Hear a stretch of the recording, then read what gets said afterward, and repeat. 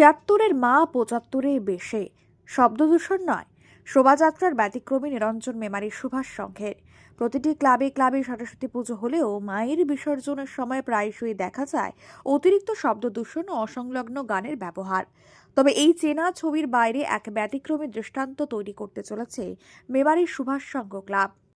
বিদ্যাদেবী সরস্বতী, আর এই সরস্বতী পুজো প্রত্যেকটা প্রাইভেটে এবং প্রত্যেকটা স্কুলে দেখা যায়, এছাড়াও ক্লাবে দেখা যায়। তো সেরকমই মেমারি সুভাষ সংঘ ক্লাবের পরিচালনায় ঠিক এই সরস্বতী পুজো ঠিক হয়ে থাকে এবং তারই কিন্তু একটা বিশেষ উদ্যোগ, যেটা শোভাযাত্রা আমরা দেখতে পাচ্ছি এদিকে। তো যে সরস্বতী মায়ের কিন্তু নিরঞ্জন যাত্রা হচ্ছে। বিগত প্রায় 10 বছর ধরে সুভাষ সংঘ তাদের সরস্বতী পুজোর নিরঞ্জন সম্পন্ন করে শালীন ও সুসংগঠিত এক শোভাযাত্রার মধ্য দিয়ে এবছরও তার ব্যতিক্রম ঘটেনি। ক্লাবের ৭৬ বছরে পদার্পণ উপলক্ষে ৭৫-এর বেশি অনুষ্ঠিত হল বাঘ দেবীর আরাধনা। নিয়ম নীতি মেনে ধর্মীয় সুশুদ্ধতা বজায় রেখে পুজো শেষে মায়ের বিসর্জন উপলক্ষে আয়োজিত হয় এক সুদৃশ্য শোভাযাত্রা। মেমারি সুভাষ সংঘ সোনাপটি পক্ষ থেকে আমাদের এই শোভাযাত্রা আরম্ভ হয়েছে। আজ এবছরে আমরা ৭৬ বছর পদার্পণ করেছি। এই শোভাযাত্রা প্রতি বছর এবছরও হয়েছে। আমাদের মেমারি সুভাষ সংঘ ৭৬ বছরের পদার্পণ করে আমাদের শোভাযাত্রা চলছে মেমারি রোডে।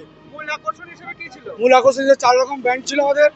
রাজকুমার ব্যান্ড আছে, জবলপুর এমপি মধ্যপ্রদেশ থেকে এসছে, আর স্থানীয় ব্যান্ড আছে, একটা সাক্সাফোন আছে, আর একটা স্থানীয় আরও বাদ্যযন্ত্র আছে। সাধারণ মানুষকে কি বার্তা দেবে? সাধারণ মানুষরা খুব ভালো বার্তা পাচ্ছি এবং সাধারণ মানুষকে বার্তা দিচ্ছি যে সরস্বতী পুজো বিদ্যাকেই এই বিদ্যা সবাইকে ছড়িয়ে দেওয়া হোক, দেশে শান্তি শৃঙ্খলা বজায় থাকুক এবং মেমারিবাসী যেন খুব ভালো থাকে।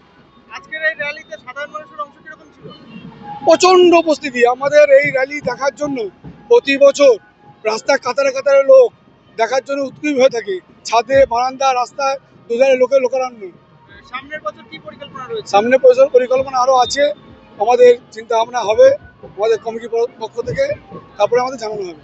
র্যালিটা কোথা থেকে শুরু হয়েছে? মেমারি সোনাপটি পুরাতন বাজার থেকে গোটা মেমারি সার্কেল করে ঘুরে বাস স্ট্যান্ড হয়ে মেমারি পুরাতন বাজার হয়ে আমাদের চকদিক বাগানপাড়া হয়ে স্টেশন বাজার হয়ে আবার সোনাপটিতে। আপনার নাম পরিচয়? আমার নাম প্রশান্ত সাহা, এই কমিটির এক সদস্য। এই শোভাযাত্রার মূল আকর্ষণ ছিল 4 ধরনের ব্র্যান্ড, যার মধ্যে দর্শকের বিশেষভাবে নজর কাড়ে রাজকুমার ব্র্যান্ড। বাদ্যযন্ত্রের সুরে শৃঙ্খলা সৌন্দর্যের মেলবন্ধনে শোভাযাত্রাটি হয়ে ওঠে দেখার মতো।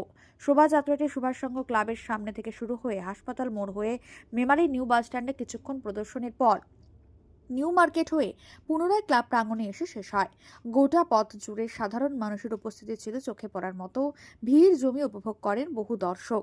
শব্দ দূষণমুক্ত সাংস্কৃতিক ও শালীন নিরঞ্জনের মাধ্যমে মেমারি সুভাষ সংঘ আবারও প্রমাণ করল উৎসব মানেই শৃঙ্খলাহীনতা নয়, বরং সংস্কৃত দায়িত্ববোধের সুন্দর প্রকাশ।